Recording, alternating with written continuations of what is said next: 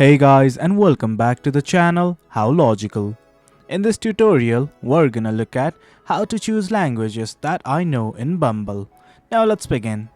Initially, make sure that you have the Bumble application installed in your mobile device and logged into your account. Well, I'm simply gonna open up Bumble.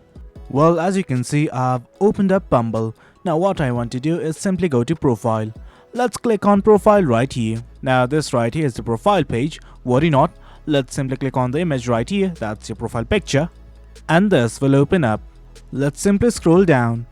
Let's keep on scrolling down till we see something like language. Right here is language, and just below it is a text box like this. Simply click on it, and then from here, add the language you know. Once you add the language, simply hit on save. Do note that you can save about 5 languages. Well guys, that's it. That's how we choose languages I know in Bumble. It's as easy as that. Hope you guys found this video informative, and for more content like this, do remember to hit like, share and subscribe. Thank you.